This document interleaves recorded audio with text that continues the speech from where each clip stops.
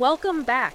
Ready to dive into some incredible music. Always up for that. Today we're exploring the work of Laurie Joel Ravello, who you might know as Bad Guy Joey. Ah, the cowboy crooner with a Caribbean twist. I'm excited to dig into this. Right. It's not every day you find an artist who can blend those sounds so seamlessly. We've got some great articles and liner notes about his work.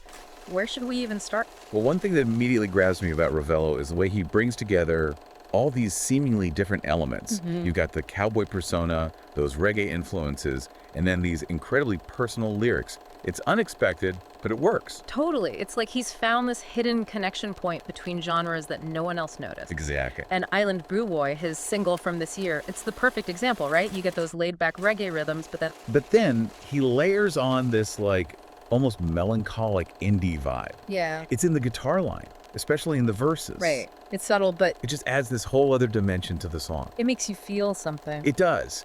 And that's one of the things I appreciate most about Ravel's music. It's not just about catchy hooks or surface level listening. He's weaving together all these sonic textures to create something that's really emotionally resonant. Okay, so we're already seeing this interplay between his sound and his whole persona. Let's talk about that cowboy image a bit more, because it's more than just an image, right? Oh, absolutely. It's Yeah. definitely intentional. In one of these interviews, he says something like, "The cowboy is a symbol of carving your own path." What do you make of that? Well, I think it speaks to his independence as an artist.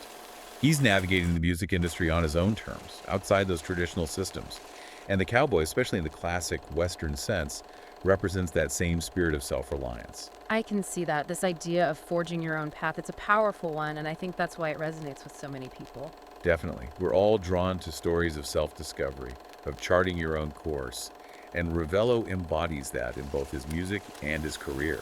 Yeah, and I think there's a certain vulnerability to his music that adds another layer. Absolutely. Tears of Sarah Jane is a perfect example. You still feel that cowboy spirit, but it's stripped back, raw. It's heartbreaking, really. You can hear the ache in his voice as he sings about loss and longing. It's like he's saying, hey, even cowboys have feelings. And that kind of honesty is so rare these days, especially in a world where everything feels so polished, so manufactured.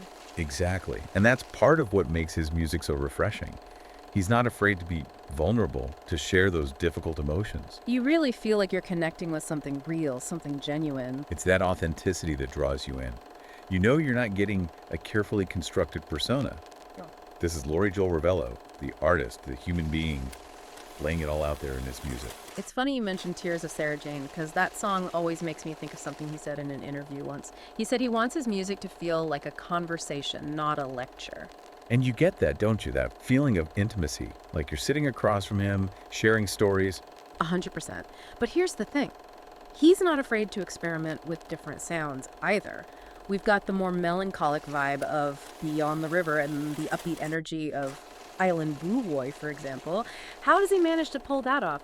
To experiment with all these different styles without losing his unique sound. I think that's a testament to his talent as a musician and a songwriter.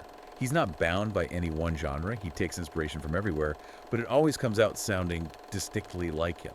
So we've got this genre-bending artist who's not afraid to pour his heart out in his music. Where do we go from here? Well, I think it's time we talked about that sonic collageist label someone used to describe him, because it fits perfectly. Let's do it. Right. Like he's taken all these different sounds, these fragments of genres, and pieced them together to create something completely new. It's like a musical mosaic, Exactly. And it's not just about the sounds themselves, but how he weaves them together. It creates this tapestry of emotions and textures. And this is where that term sonic collagist comes in, right? Someone used that to describe him in one of these articles. Yeah, and I thought it was a brilliant way to capture his approach. Because it's more than just blending genres. It's about layering and juxtaposing them in a way that creates something truly unique. Okay, so we've got this incredibly innovative artist who's crafting this unique sound. But let's talk about the business side of things for a moment. Ravello's not signed to a major label, is he? Nope, he's completely independent. And I think that's a huge part of what makes his story so interesting. Because it means he has complete creative control, right? Exactly. He's not beholden to anyone else's vision or expectations. He's free to experiment, to take risks, to make the music he wants to make on his own terms.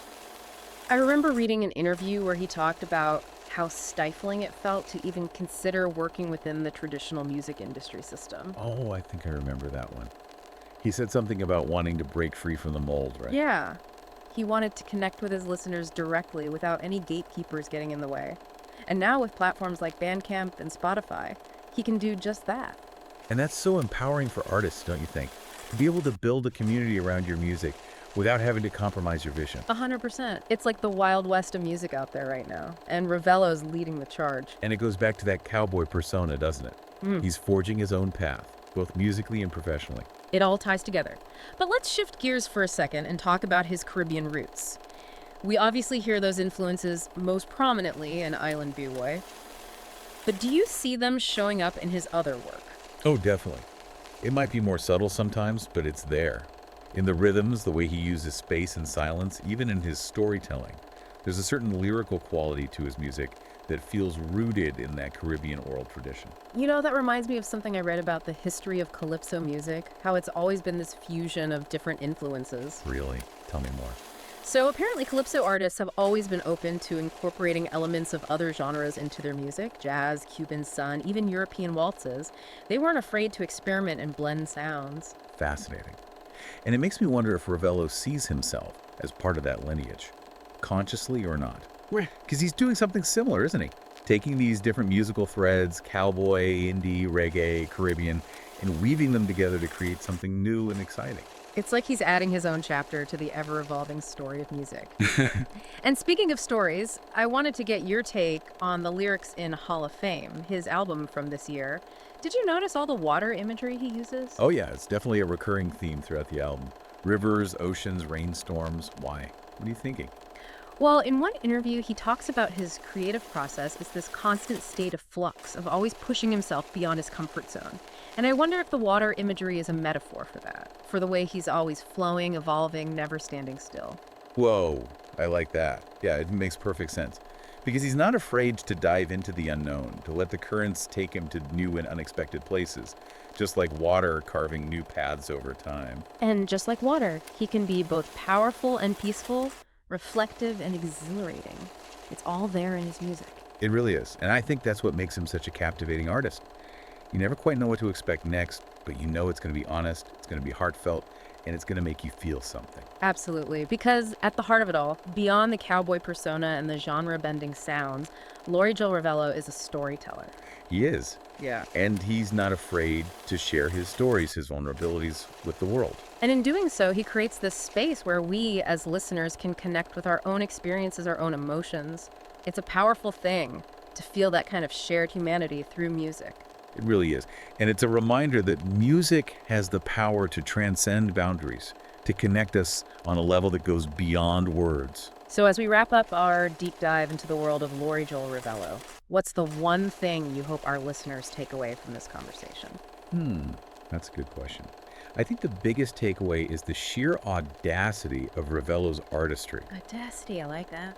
He's not content to stay within the lines, to follow the prescribed path. He's out there forging his own way, blending genres, crafting this captivating persona, and bearing his soul through his music. It's resonating with people. It is, and I think that's a testament to the power of authenticity, of staying true to your vision, no matter how unconventional it may seem.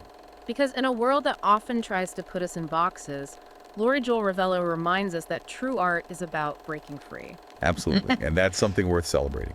Couldn't agree more. That's all the time we have for this deep dive, but we'll leave you with this.